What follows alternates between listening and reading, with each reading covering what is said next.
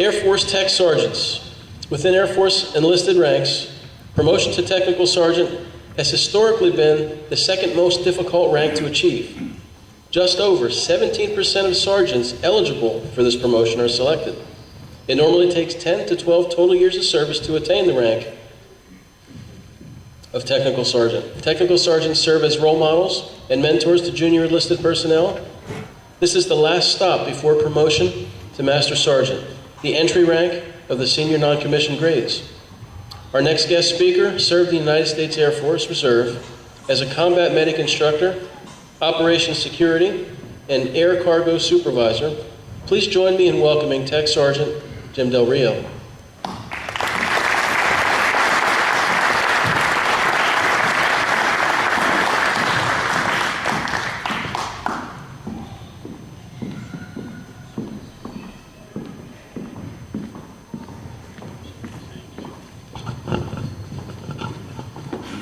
Good evening, everyone.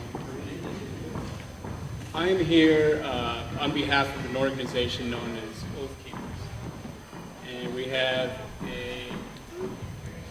a branch here in Pennsylvania. And the mission of the Oath Keepers is basically we're a nonpartisan organization made up of currently serving military, reservists, National Guard, peace officers, and first responders, firefighters, EMTs. And we basically, we support the end of citizens in our community, like-minded citizens in our community, who take an oath and stand with us to support and defend the Constitution against all enemies, foreign and domestic, the same oath we all swore in the military. Part of our mission here as Oath Keepers is something that was started as called the Community Preparedness Teams. And what the Community Preparedness Teams are is veterans like myself and others that form teams to help in our communities during natural emergencies. As many of you can recall, like Hurricane Sandy, or the wonderful winter we had last winter when the ice storms were knocking down all the trees and power lines and so forth.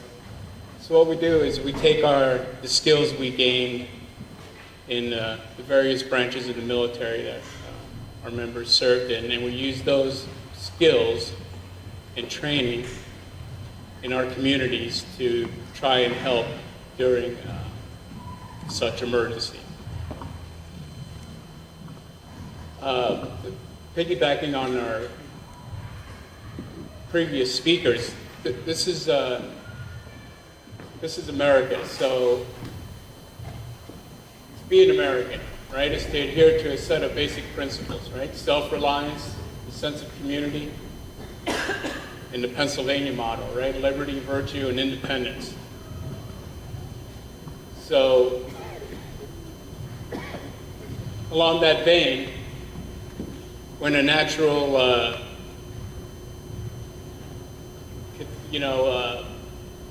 snowstorm, say, a natural disaster, thank you, that's the word I was looking for, should come along. We had the power out, right? The supermarkets, the shelves are empty. What are we going to do? Are we going to sit around and wait for the government to come save us? We see how well that worked out during Sandy. So along that vein, right, or should we take care of ourselves? So Katrina, which I was, while I was still flying as a member of the Air Force, I was there to, as a C-130 flight engineer. We flew the missions in relief down for Katrina. Building on that and what happened during Sandy was one of the big impetuses for creating these teams. So what we did, again, is from our training in the military, we basically assigned the community preparedness teams and took specific roles within those teams that would be useful during a natural disaster. And like security, disaster relief, infrastructure preservation, emergency communications, strategic food reserve, and medical care. I don't want to read right off the slide, but just as examples. So we've been doing this all over the United States. The Oath Keepers is a national organization, and we've been trying to build up these teams in communities all over the Commonwealth of Pennsylvania and all over the 50 states in the Union. We currently have one here in Bucks County. We're up from Bucks County. We have an up and running CPT, and we're building one in Berks County. We're helping those guys along with getting theirs started, and they've come a long way, and they're just about there.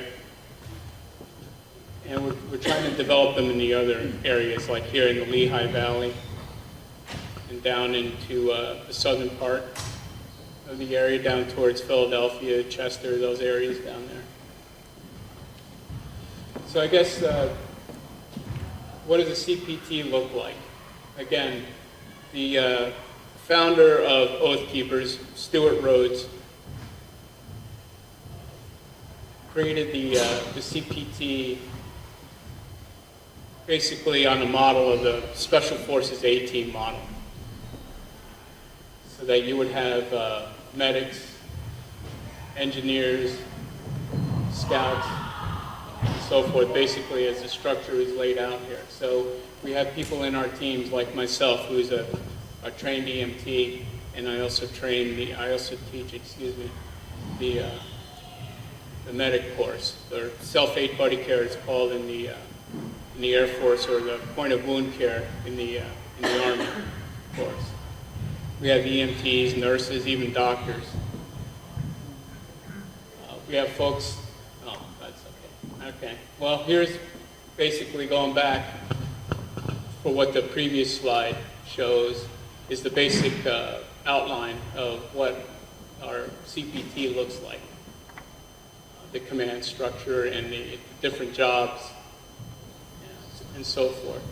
So like we said, emergency communications, the power goes down, cell phones, landlines, how are we going to communicate, right? Worst case scenario. Intel or intelligence, just to like survey water, usable water and so forth in the area, purification and so forth. Your medics,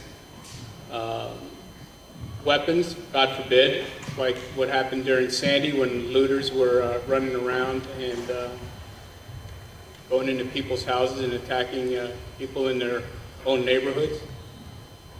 Just have folks to protect yourself if need be.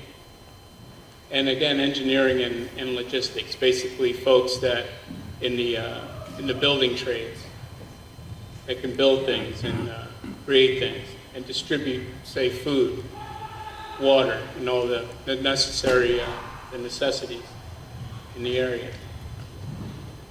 So this is the model basically that we work from, and we're trying to export and build in communities around the Pennsylvania and around our area here, the Lehigh Valley, Bucks County, and so forth. So I guess we came up here tonight to see if anyone would be interested, or to put out the word, if anyone would be interested in forming a CPT up this way. To piggyback on that, we have, as on the previous slideshow, SMEs, subject matter experts for like our medics, for communications, for all the previous tasks and responsibilities that were shown on the previous slides. So we have those core group of individuals that are also trainers, and they can teach in those things.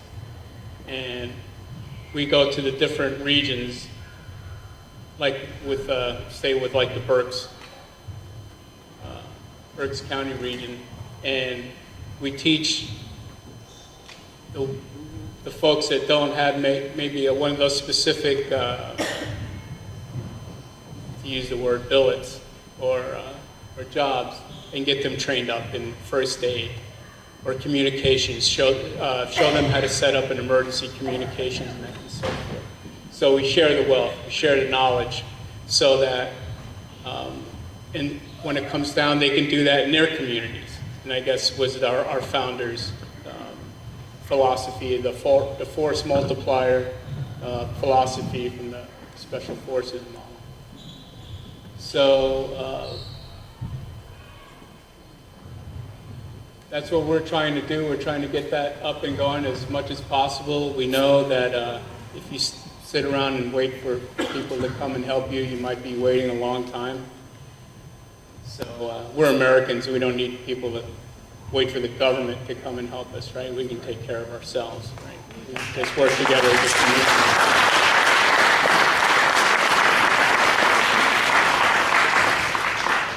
I don't want to start telling stories, but it was just not too long ago, the poor folks in Indiana, I believe, when the tornadoes went through earlier this year,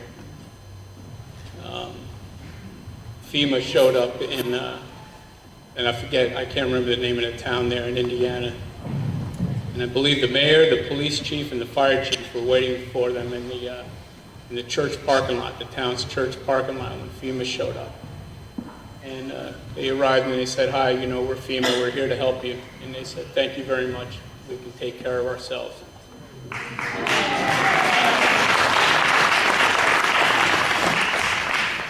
Now, the bad thing is those folks from FEMA were probably there actually to really help, and they really did care. But once you poison the well, you know,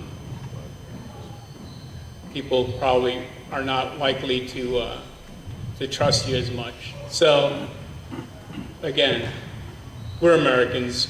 We don't need outsiders, or we don't need the government to come help us. We can take care of our own communities. We can take care of ourselves, and I guess basically this is it. We work with our local police departments, our firefighters, our EMTs, and we offer our training and our services, and we all work together and to take care of our communities. So basically, that's what we're trying to promote and export around our area and the rest of the state. We're trying really hard in the more remote parts of Pennsylvania. It's kind of tough, but in areas like this, or in Bucks County where we have a lot of veterans, we get people to come and help. You don't have to be a veteran. Everyone has a talent, a skill, something they have to contribute. The most important thing you can contribute is just dedication and just making a promise, like we swore our oath, to say I'll be there, I can help, and just to show up and to say I'm not sure what I can do, but I want to help. That's great. We'll show you what to do. On that note, thank you for listening to me. If anyone is interested in taking part of this, we have our table set up over here, and we'll be happy to give you any information you can start to.